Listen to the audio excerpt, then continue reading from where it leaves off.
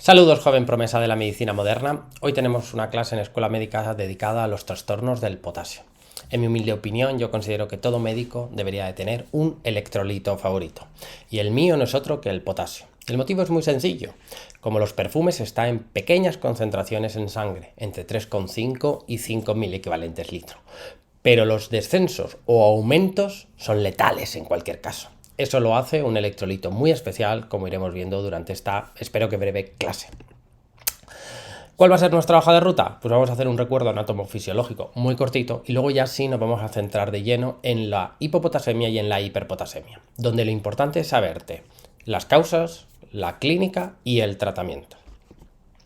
De cara al recuerdo, pues simplemente saber, sobre todo si has visto ya los trastornos del sodio, que el potasio es el principal electrolito intracelular y por tanto en realidad en nuestro organismo la mayor parte del potasio está dentro de las células. En sangre está en unas concentraciones bajitas, entre 3,5 y 5.000 equivalentes, pero como hemos dicho, pequeñas modificaciones pueden producir alteraciones importantes, sobre todo en células excitables, en las musculares, cardíacas, en músculo liso del tubo digestivo, por ejemplo, pero también en el músculo estriado. Habitualmente la ingesta es variable, pero las recomendaciones son entre 60 y 120 mil equivalentes al día. ¿Y quién regula los niveles de potasio? Pues cuando se produce una hipopotasemia, el riñón conserva el potasio. Y cuando se produce una hiperpotasemia, el riñón elimina ese exceso. Por tanto, el protagonista de la excreción y la regulación del potasio es sin duda alguna el riñón. El 90% de su eliminación depende del riñón, eso sí, de alguna forma regulado por la aldosterona.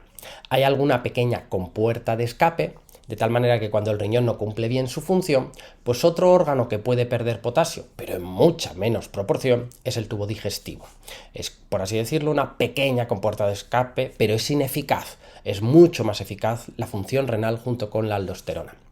Yo puedo ver cómo de eficaz es esa eliminación mirando el potasio urinario, o un cociente del potasio urinario con la creatinina urinaria. Pues eso me puede permitir, no hay valores normales, pero si yo tengo el potasio bajo en sangre, lo normal es que en mi orina el potasio esté muy bajito y estos dos parámetros estén muy bajitos. Y por el contrario, si mi potasio en sangre está elevado, si el riñón hace lo que debe, esos parámetros deberían estar elevados. Empezamos ahora ya sí con la hipopotasemia, donde evidentemente esto no es una hipopotasemia. La hipopotasemia no es otra cosa que tener unos niveles de potasio en sangre por debajo de 3,5 mil equivalentes litro. Y vamos a ver las causas, la clínica y el tratamiento. Las causas, pues una de ellas es que se redistribuya, es decir, que el potasio vaya a donde suele estar, que es al interior de las células. Esto es importante sobre todo porque es el tratamiento o parte del tratamiento de la hiperpotasemia.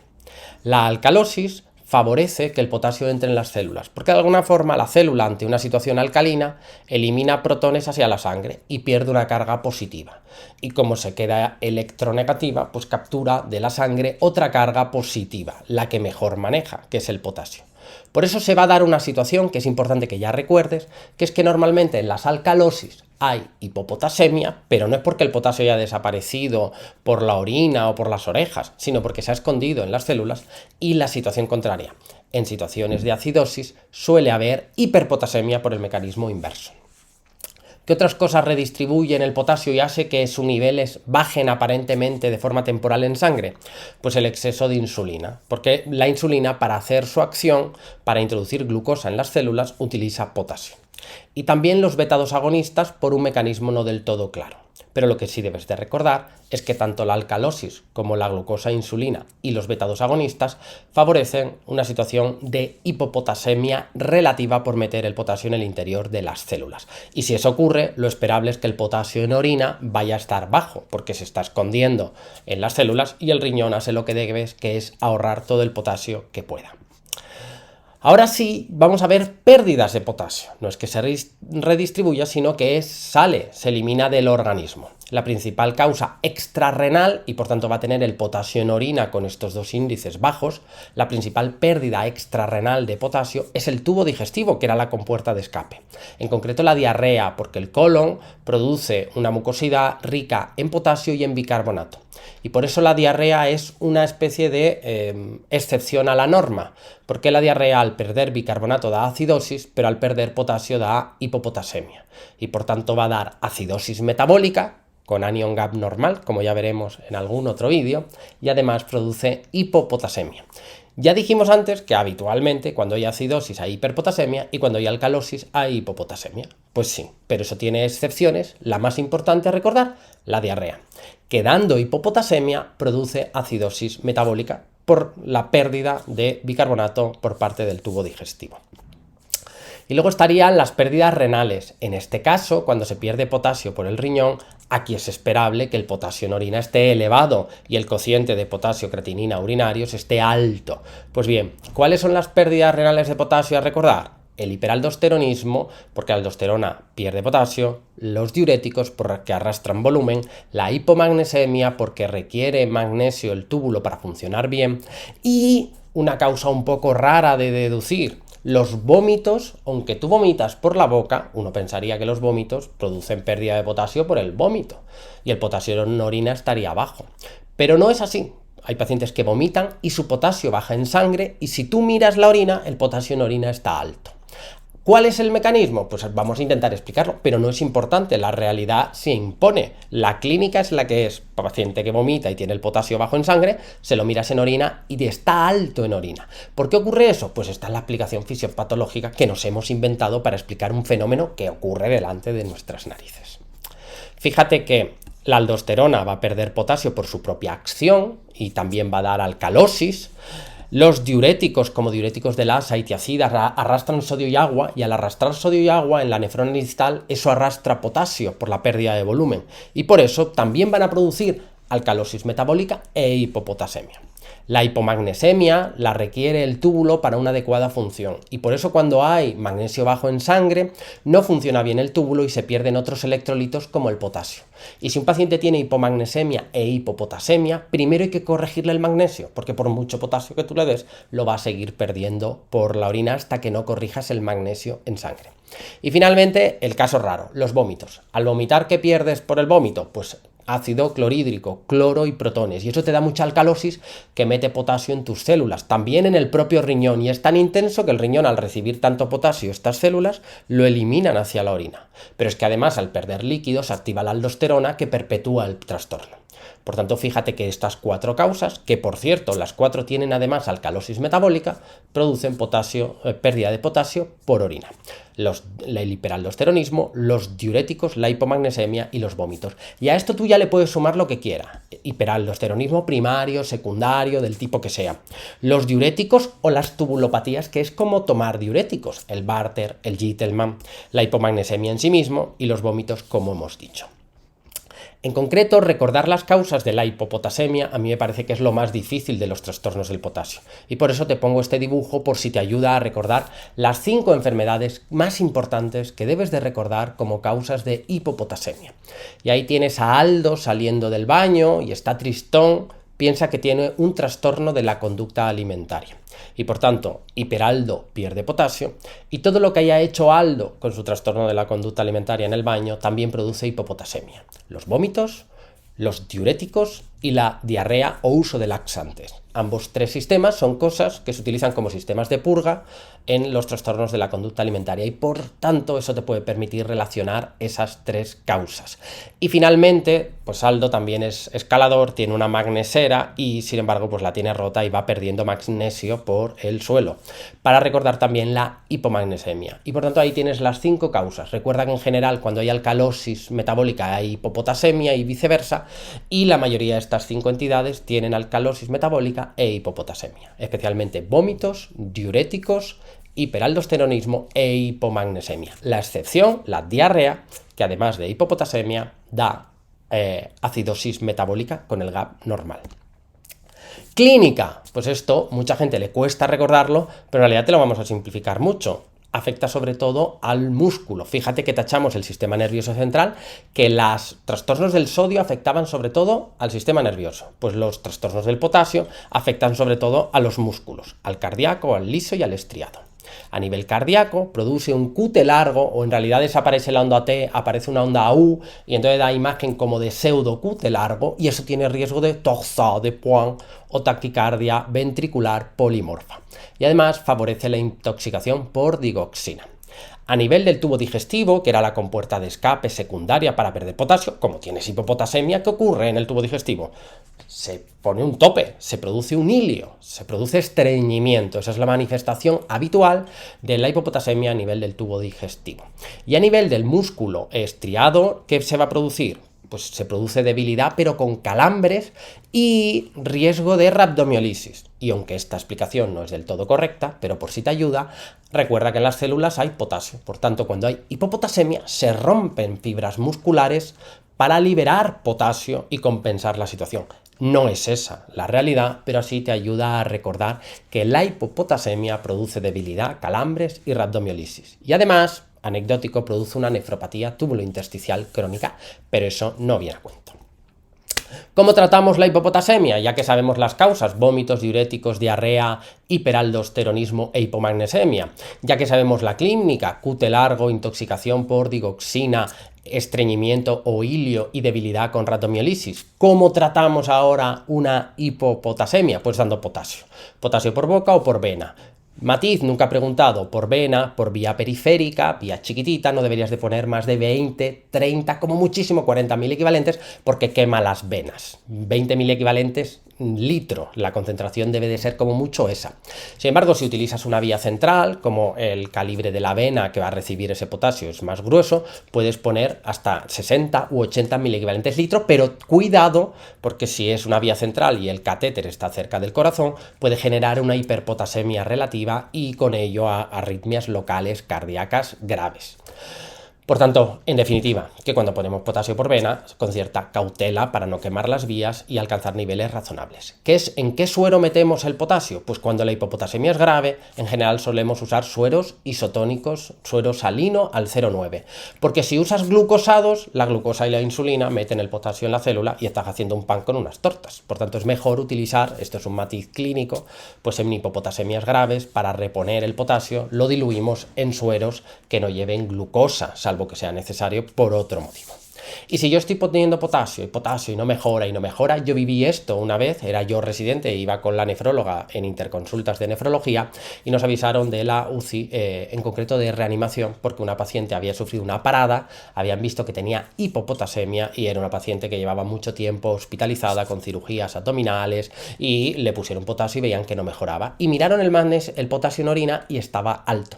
Y le iban poniendo potasio y no mejoraba y nos pusieron una interconsulta, bueno, se lo pusieron a la nefróloga, yo estaba al lado, para ver cuál era el motivo por el cual aquella señora hizo una parada, se reanimó, pero no había manera de mejorar y estaban planteándose que tuviera un Barter, un Gitelman, pues una señora de 50 años que llevaba ya meses en el hospital ingresada por cirugías abdominales complejas, pues no parecía lógico que debutara entonces una tubulopatía.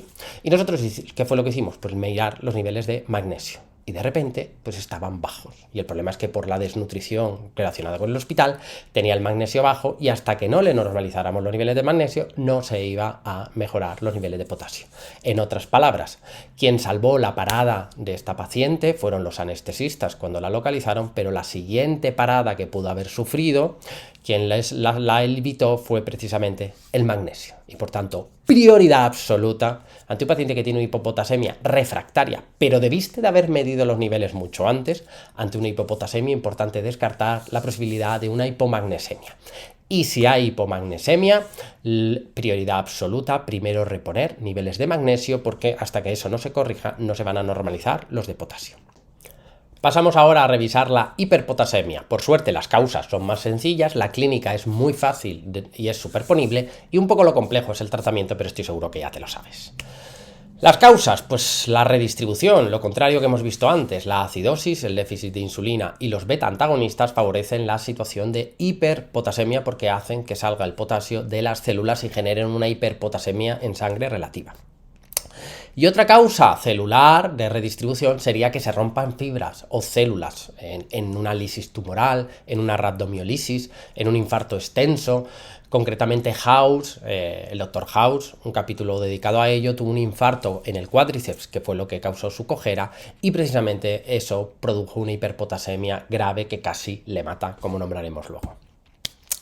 Pero luego están las causas del día a día. Y la principal causa del día a día, si tenemos en cuenta que es lo que hemos dicho hasta ahora, que quien elimina el potasio es el riñón con la aldosterona, pues entenderemos fácilmente que la principal causa de hiperpotasemia es que te falle el riñón, pero te tiene que fallar mucho, filtrado glomerular ya menor de 20 o de 15 mililitros minuto, o un riñón tocado sobre el que se sume una cosa. Que una causa es que falte la aldosterona, por supuesto, pero es más fácil que te acuerdes de los fármacos. Fármacos que interfieren en la acción del riñón y en la acción del sistema renina-angiotensina-aldosterona en el propio riñón. Por tanto, causas de hiperpotasemia a recordar: destrucción de células, fracaso renal grave o un riñón tocado sobre el que actúan diversos fármacos como son los AINES o inhibidores de la COX-2, los IECA o ARA2, los antagonistas de la aldosterona y por tanto el déficit de aldosterona, y luego hay otros fármacos menos frecuentes de producir hiperpotasemia, pero que también lo hacen, como es el cotrimoxazol o la heparina. Pues esas son el listado de causas que tienes que recordar de la hiperpotasemia. Fíjate que en la hiperpotasemia no miramos en general, no suele ser útil porque el diagnóstico lo llegas muy fácilmente, ves los niveles en sangre y luego ¿qué haces? Revisas función renal, fármacos que toma el paciente y si acaso le exploras bien y te planteas que se estén rompiendo células en su organismo. Con eso sueles llegar al diagnóstico en el 99% de los casos. Y por eso en estos casos pues no hace falta estar viendo cómo está el potasio en orina. En general, ¿cómo va a estar el potasio en orina? Pues bajo, y por eso se está acumulando en sangre. Esa es la idea global de la mayoría de las causas. Por tanto, no hace falta hacer un diagnóstico diferencial muy amplio, sino ante una hiperpotasemia en la analítica, pues sobre todo revisar función renal y listado de fármacos. Y si eso es normal, pues plantearse cosas más raras como que falte aldosterona o que haya células que se estén rompiendo en el cuerpo del paciente. ¿Cuál es la clínica de una hiperpotasemia? Nos vamos al otro lado. Pues va a afectar a lo mismo prácticamente, al sistema nervioso de forma directa no, sino sobre todo a los músculos. A nivel del corazón, muy importante, porque según suben los niveles de potasio, se producen alteraciones de manera más o menos lineal. Por tanto, el electro de una hiperpotasemia me dice lo grave que es la hiperpotasemia. Lo primero que produce es sonda T picuda, como ya sabes, como ya vimos también en la clase de arritmias, luego QRS ancho, y si no haces algo para resolver el problema, pues lo siguiente es una fibrilación, y ya lo siguiente es una línea plana y por tanto tienes que rellenar el parte de defunción. Por tanto, muy importante, una hiperpotasemia relevante de más de 5,5, hay que hacer un electrocardiograma y ver los posibles cambios que pueda haber en él. A nivel del tubo digestivo, pues te lo puedes imaginar, como hay una hiperpotasemia, pues se produce una diarrea y esa diarrea mantiene con vida al paciente porque pierde potasio por ahí. Yo recordaré siempre que de R1 historié una señora que tomaba muchísimos fármacos, padecía del riñón y venía por malestar y diarrea. Y mientras yo la estaba historiando y quería rellenar la historia perfecta, la señora no dejaba de pedirme permiso para levantarse e ir al baño y yo me estaba retrasando y tenía pacientes esperando y estaba desquiciado diciendo, madre mía, esta señora que no para de tener diarrea, a ver si se le corta la diarrea, o gran ignorante que era entonces. Mientras yo estaba intentando rellenar los papelitos, la diarrea de la señora es la que le mantenía con vida. Gracias a esa diarrea yo pude acabar mi historia clínica, pedir la analítica, ver el 7,5, 8 de potasio y empezar yo y ella prácticamente casi a fibrilar. Por tanto, eso que te sirva para recordar que la diarrea es un síntoma frecuente en las hiperpotasemias graves y que precisamente esa diarrea mantiene parcialmente con vida al paciente. Y finalmente en el músculo estriado produce debilidad, pero no lo rompe, porque si no, comillas, truco para recordarlo, empeoraría aún más la hiperpotasemia porque se liberaría de las células. Por tanto, clínica de una hiperpotasemia: T picudas, QRS ancho, electrofeísimo, QRS ancho, no solo marcapasos, bloqueos de rama o ritmos ventriculares. Otra causa de QRS ancho es la hiperpotasemia, diarrea para perder el exceso, el poco que puedas de potasio y debilidad generalizada. Pues bien, ¿qué es lo siguiente que vamos a ver? Pues sobre todo las alteraciones del electro. ¿Por qué las han preguntado? Y vamos a poner los dos electros que han puesto en el MIR. Uno de ellos fue este, donde se podía ver que la onda T era más alta que la onda R del QRS, y por tanto pues eso es sugerente, sobre todo si te dan los niveles al lado o te lo sugieren, de una hiperpotasemia. Luego veremos la pregunta. Y si no haces nada, pues el electro cada vez se va a volver más feo y se produce una onda, prácticamente un QRS muy ancho. Fíjate que este QRS puede hacerte pensar ritmos ventriculares raros, marcapasos, bueno, marcapasos no porque falta la espiga, pero bueno, que en definitiva hay algo que tienes que pensar también cuando ves QRS ancho. Aparte del bloqueo de rama, del ritmo ventricular, del marcapasos ventricular, otra causa de QRS ancho es la hiperpotasemia. Porque si no, y no haces nada, lo siguiente es una línea plana. ¿Cuál es el tratamiento? Pues esto es fundamental. Y esto es un poco lo difícil, porque las causas es fácil. Fracaso renal, grave o un riñón tocado con fármacos que producen hiperpotasemia. Pues vale, la clínica pues es relativamente sencilla y la podemos deducir. La cuestión es que el tratamiento es más complejo. ¿Por qué? Porque piensa que el paciente tiene el potasio en sangre y no hay forma de eliminarlo rápido, porque normalmente el paciente tiene el riñón tocado y hay fármacos que están interfiriendo en el mecanismo para eliminar potasio. Por tanto, digamos que tienes que buscar soluciones intermedias hasta que esos niveles bajen en sangre. La primera medida sin duda que hay que aplicar cuando el potasio está por encima de 6 o hay cambios en el electro es gluconato cálcico, que viene a ser poner calcio intravenoso. ¿Cuánto? 1 o 2 ampollas. Esto te da 45 minutos. Esto no baja los niveles de potasio, pero estabiliza el suyocardio del paciente.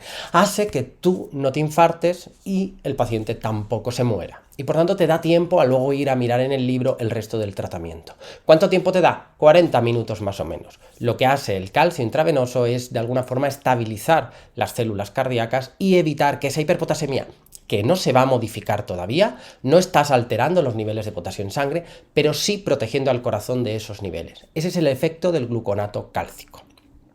Lo siguiente que hay que hacer, ahora sí, es intentar empezar a bajar los niveles, pues uno de ellos es meter el potasio dentro de las células. Glucosa insulina, porque si solo pones insulina morirá de hipoglucemia el paciente, glucosa insulina, bicarbonato y beta-2 agonistas. Pero ojo, cuidado, esto es como levantar la alfombra y barrer debajo. Tarde o temprano la basura volverá a salir. Estás metiendo el potasio en las células, pero no lo estás eliminando del organismo. Van a bajar temporalmente los niveles en sangre de potasio, lo cual es positivo, precisamente para proteger al corazón, pero tienes que poner medidas a medio largo plazo para que el potasio no siga subiendo y se vaya normalizando. ¿Cuáles son esas medidas a medio largo plazo? Dieta pobre en potasio, quitas los fármacos que la han producida, resinas de intercambio que evitan la absorción intestinal de potasio, como el patiromer o el circonio o el poliestireno sulfonato cálcico, que es el famoso resincalcio. Y si con todo eso no se controla, si hay una hiperpotasemia refractaria a todo lo que hemos dicho que es hiperpotasemia refractaria a tratamiento médico, es indicación de diálisis, y eso es muy importante, es el último escalón, pero si hay que tomarlo, pues habrá que hacerlo, porque si el riñón no es capaz de eliminar el potasio, habrá que dializar. Pero recuerda la primera medida es como contradictoria, no modifica los niveles de potasio en sangre, pero es fundamental tomarla. Calcio intravenosa. House, cuando tuvo el infarto en la pierna, se empezó a notar raro, le dio al botón del electro, vio el electro, llamó a la enfermera y le dijo: tienes que ponerme gluconato cálcico porque si no me voy a morir.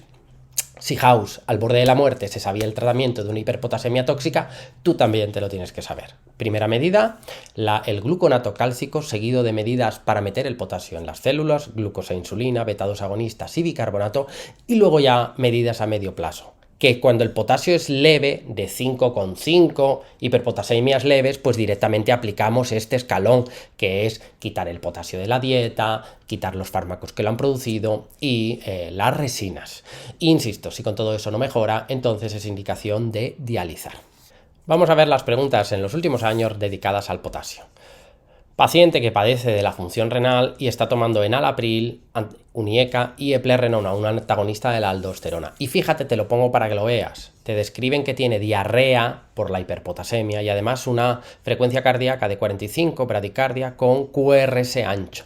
No te ponen el dibujo, pero te están describiendo un electro de hiperpotasemia. ¿Cuál es la alteración que esperas encontrar en este paciente que ya tiene riñón tocado y 2 fármacos que elevan el potasio y que tiene diarrea? Recuerda que la hiperpotasemia da diarrea para perder potasio, pues hay que pensar que lo que tiene es una hiperpotasemia.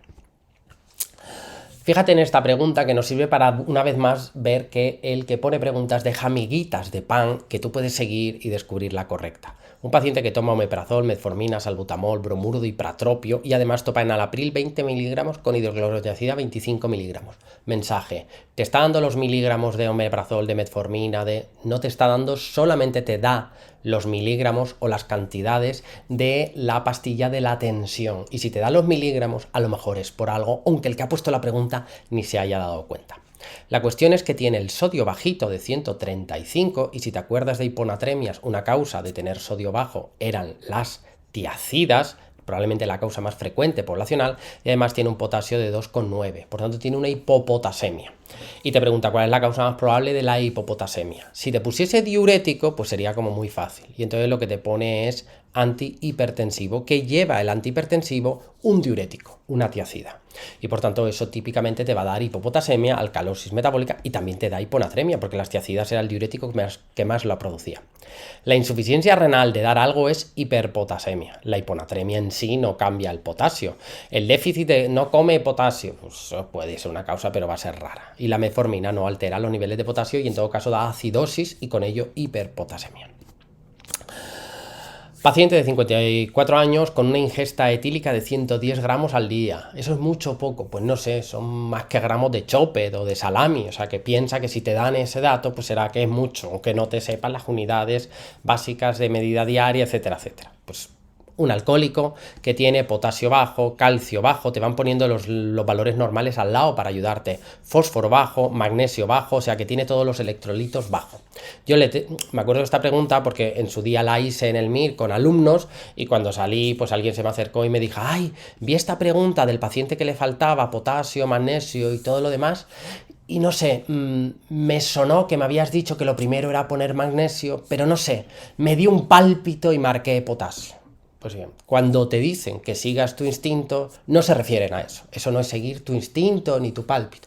Eso es ir en contra de lo que te suena que te han explicado. Y en el MIR es mejor que no inventes. Si no tienes ni idea, pues sí, saca el conejo de la chistera y búscate la vida. Pero si te suena que te han explicado que lo primero que hay que poner es el magnesio, por favor, pues marca directamente el magnesio. Porque en esta pregunta, y la han preguntado varias veces, lo primero a reponer, sin duda, ante una hipopotasemia e hipomagnesemia es primero el magnesio. Pregunta de un paciente con insuficiencia renal crónica que toma enalapril y le hacen un electro por malestar. Y esto es otro mensaje de quien te deja amiguitas en las preguntas. Fíjate, como tiene en el electro, es que lo he puesto chiquitito porque ni hace falta, tiene ondas tepicudas, pero que, fíjate, olvídate que no te estás dando cuenta de qué va el rollo de la pregunta. Dices, ¿qué le pasa al paciente? Ah, coronariografía, TAC coronario, esto es porque tiene un infarto, solo tiene malestar, estoy viendo el ST alto, tal, no sé. Y luego hay una opción que pone análisis en sangre con ionograma. O sea, ¿ionograma? ¿Tú no has oído eso en tu vida? O sea, ¿por qué pone ionograma? Y dices, espérate, voy a ver enalapril. Uy, la T picuda. Es que el cardiólogo ha puesto la pregunta, no quería poner niveles de potasio porque entonces era como muy evidente, todo el mundo la iba a acertar. Y entonces puso ionograma. Pues bueno, pues eso era un aviso a navegantes para decir, esta opción voy a mirar, a ver, análisis en sangre, analítica sanguínea, él ha puesto, en vez de poner solo analítica, por si alguien decía, la hemoglobina no me lo dice, entonces él ha querido poner algo más que solo analítica, pero sin poner niveles de potasio, y entonces ha puesto analítica de sangre con ionograma. Pues una vez más nos ha dejado miguitas. Pregunta de este año donde un paciente tiene 7,5 de potasio, todo lo demás es bla, bla, bla, bla, bla, hiperpotasemia grave y un electro horroroso, con un QRS ancho. Y preguntaban directamente qué es lo que había que hacer. Pues sin duda alguna la primera medida es gluconato cálcico.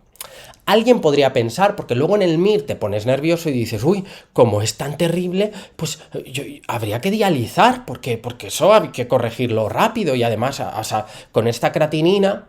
Mensaje, probablemente este paciente acabe dializándose, no te digo yo que no, pero en lo que le pones la vía central para empezar a dializar, el paciente se te muere.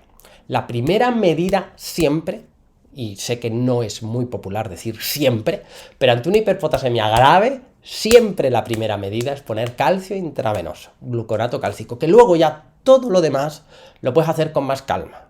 Pero la primera medida, la que te va a dar esa calma, la que estabilizará el corazón, es el gluconato cálcico. Potasio de casi 6 y te dicen que el gluconato cálcico, ¿para qué se utiliza?